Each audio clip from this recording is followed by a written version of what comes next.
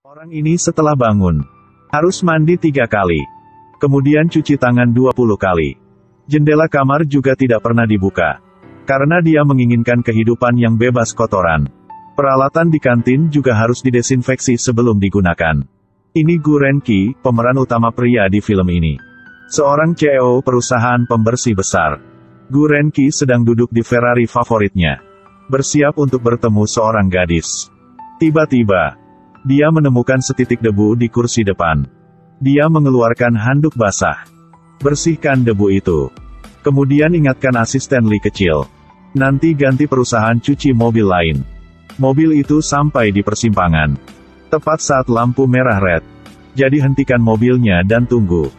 Tiba-tiba, seorang gadis bergegas seperti terbang, menyelam kemari. Semua badan menempel di pintu mobil. Gu Renqi kaget. Kemudian dia melihat. Gadis itu telah benar-benar mencetak 3 noda di jendela mobil yang dia suka. Tiba-tiba, semua orang merasa tidak enak. Melihat 3 noda itu. Suasana hati dia hari ini sepertinya hilang. Asisten segera menghiburnya. Direktur, tenang aja dulu. Segera saya akan membuat mobil didesinfeksi. Sampai ke tujuan. Gu Renqi duduk untuk membersihkan dulu. Baru saat itulah saya mengamati gadis yang duduk di seberangnya. Perempuan yang sangat cantik. Pakaian rapi. Alis rapi. Mulutnya juga sangat bersih. Rambut coklat yang indah. Jari-jari juga dibersihkan secara menyeluruh. Gu Renqi sangat puas. Tapi sekarang, dia menemukannya lagi di bawah kerah gadis itu. Ada bulu anjing. Setelah itu, dia merasa tampaknya mati secara klinis. Ambil seteguk air sebelum Anda bisa menelannya. Dimuntahkan olehnya. Asisten juga dengan cepat membawakannya tisu basah steril. Kemudian Gu Ren membuat alasan. Langsung kabur dari situ. Saat turun ke bawah, Gu Renqi ditahan oleh seorang pelayan. Pelayan itu memberitahunya. Namanya Yang Qiao. Mahasiswa pasca sarjana. Baru saja datang ke perusahaan dia untuk wawancara minggu lalu. Dia menemukan kuliahan punya. Merasa bahwa harga diri saya sangat mirip dengannya. Semoga bisa direkrut oleh perusahaan. Memandang Yang Qiao yang tersenyum cerah. Katakan saja langsung. Kartu karyawan miring. Celemek memiliki noda. Rambut berantakan. Saat bekerja, berhenti untuk berbicara dengan orang asing. Apakah ini nilai yang sama yang Anda katakan? Hanya dengan beberapa kata, mulut Yang Qiao menjadi terdiam. Gudaideren keluarkan pembersihnya. Semprot ke atas, semprot bawah, semprot kiri, semprot kanan. Lalu, Yang Qiao mencium bau air antiseptik dan ingin bernyanyi kentut. Yang Qiao akan bersin. Orang suka bersih seperti dia melihat. Putar saja mata karena takut. Untung dia cepat. Ambil roti di atas nampan. Diisi langsung ke mulut Yang Qiao. Lalu dia berlari seperti baru saja bertemu dengan hantu. Keesokan paginya, Gu Renqi datang ke perusahaan. Yang Qiao sedang membersihkan. Langsung salam sama dia. Gu Renqi tidak menjawab dan hendak pergi. Lalu tiba-tiba hidungnya mencium bau aneh. Kemudian dia mengkritik Yang Qiao karena tidak membersihkan. Melihatnya menatap sepatu ya. Gu Renqi baru saja memperhatikan. Ada noda di sepatu ya. Sedikit lagi akan pingsan. Dia dengan cepat berlari ke kantor. Lepaskan sepatu dan buang ke tuang sampah. Setelah itu, pembersihan semua caranya. Selesai dengan sepasang sepatu baru. Tapi tetap merasa tidak nyaman. Dia segera mengganti pakaiannya. Setengah bulan kemudian di siang hari, Direktur Gu membawakan Yang Qiao sekotak makanan kaleng.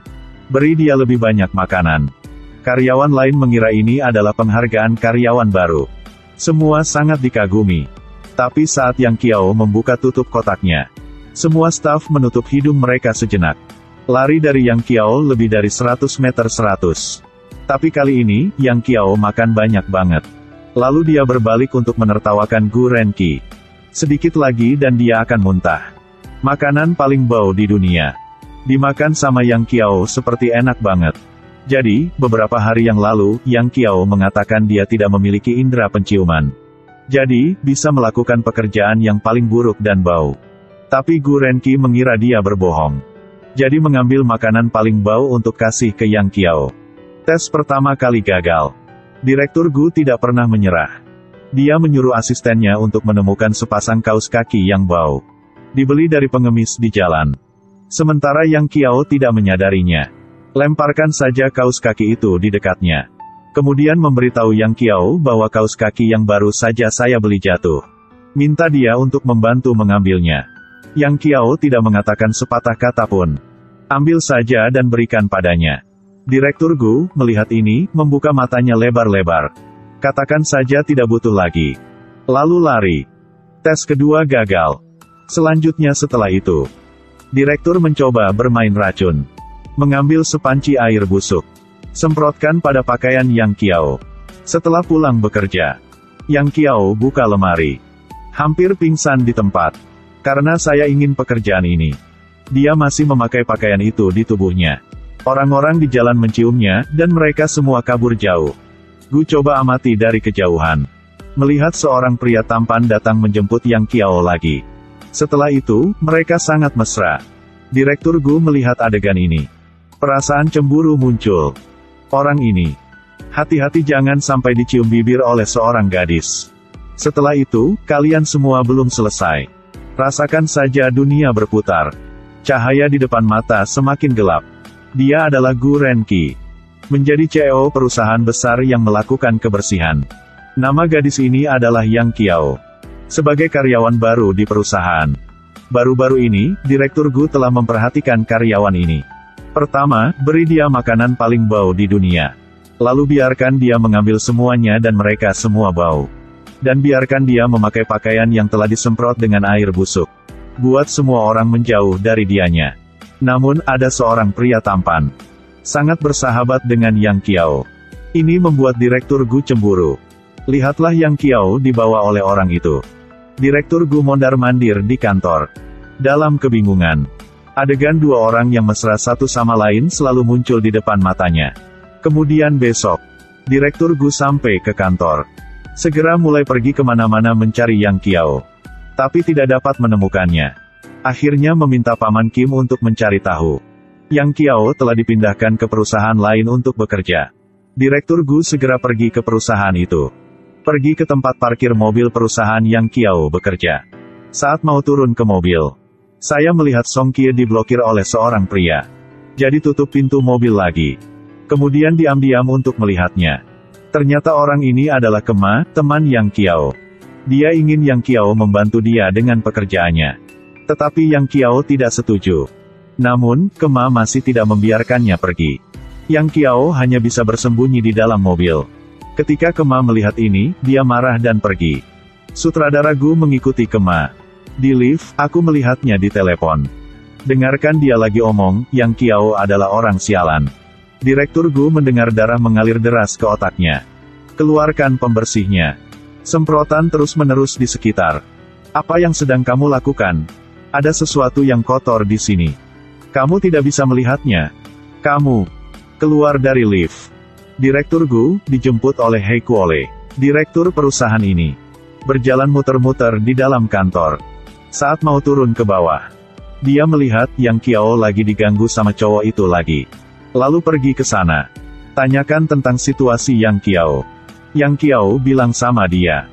Saya pribadi pergi ke manajer untuk menandatangani jadwal kerja. He Kuole bilang Yang Qiao kerja di sini sangat bagus. Dia sangat seneng. Lalu dia bertanya pada cowok itu. Ada masalah apa di sini? Kema tahu bahwa bos lagi tanya masalah kerjaan. Hanya berbohong bahwa Yang Qiao datang untuk kerjaan itu.